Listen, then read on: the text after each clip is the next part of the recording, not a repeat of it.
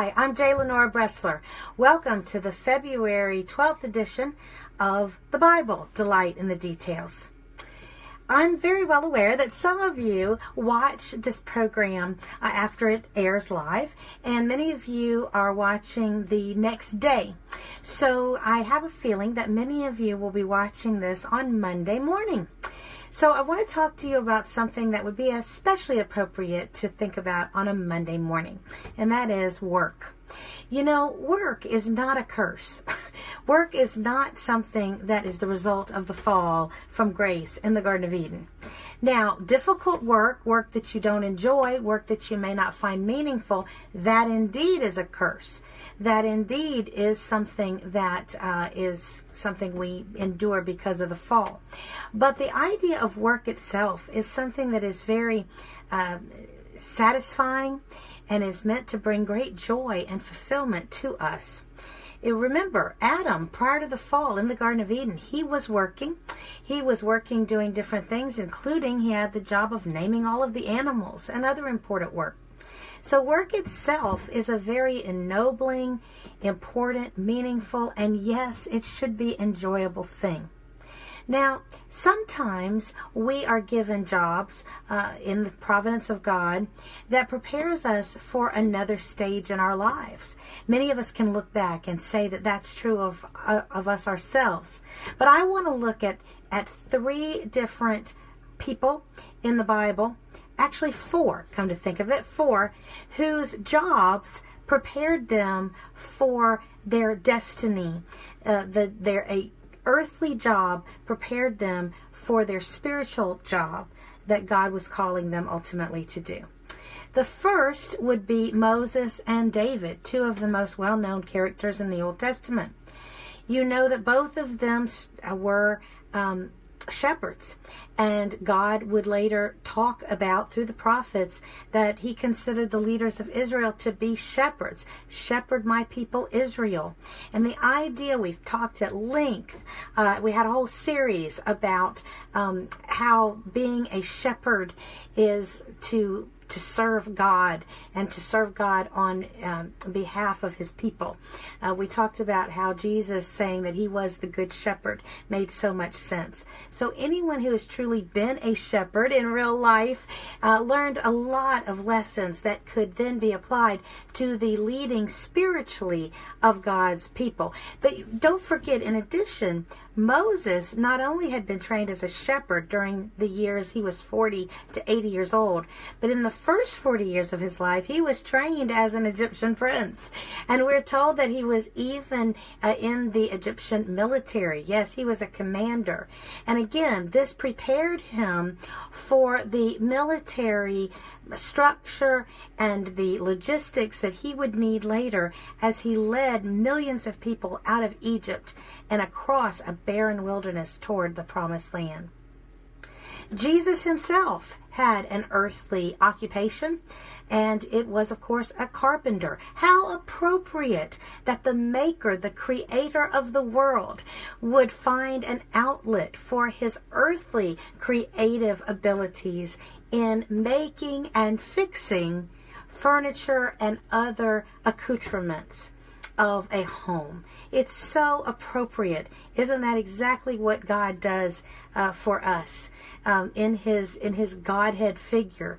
He makes the world, he makes everything, and then he is in the process, as Christ said, "Behold, I am making all things new." Well, that's just like a carpenter, isn't it? To take something that's been broken and fix it. Now, very interesting also is Amos. Amos is one of what we call the minor prophets. This is not because they're not important, but refers to the length of their of the books that are attributed to them. Now, Amos was interesting because he prophesied in the 8th century BC. He was a resident of Tekoa, which was a small town about 10 miles south of Jerusalem in Judah, but he was going to be sent by God to prophesy against the evil going on at that time in the northern country of Israel. Now, when the book of Amos opens, we find that he is a shepherd, but also, interestingly, we're told he he is a dresser of sycamores. And it's fascinating because that job actually prepared him in a way for what he was being called to do. You see, a sycamore tree in Israel is not like a sycamore tree here in America. It's kind of, it is in the family of the figs. It has a fruit called the mulberry fig, which is not very pleasant to eat generally unless it has been tended.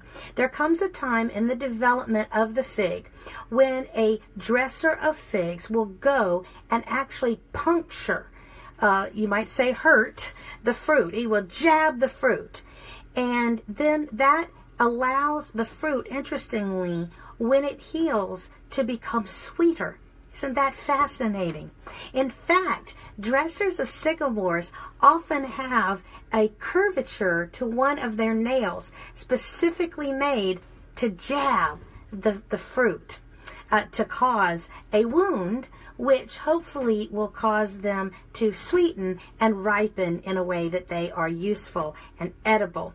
And isn't that exactly what Amos did? Amos went to the northern kingdom and he called out the rulers, particularly the religious rulers of the day, about the injustice that he was seeing. There was a lot of injustice in Israel at that time. A lot of rich people, frankly, taking advantage of poor people.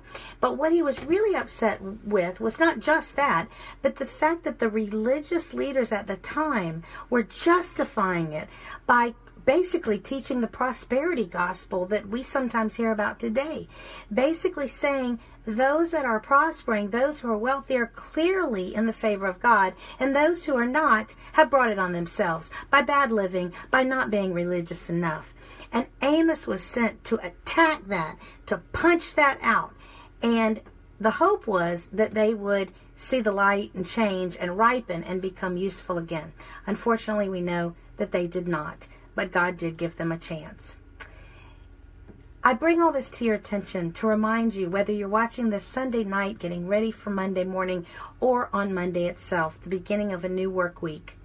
Work is important, and work is meant to be gratifying and meaningful. And if for any reason you don't feel right now that yours is, then remember, perhaps you are being prepared now for some great destiny later. God, in His providence, has put you where you are right now. No matter how hard it may be at any given time to remember that, we must remember that and trust our Lord who loves us. And that is a preview for the next 2 days, which will be about Valentine's and love. I'm Lenora Bresler. Visit me tomorrow on the Bible. Delight in the details. Make it a great working week.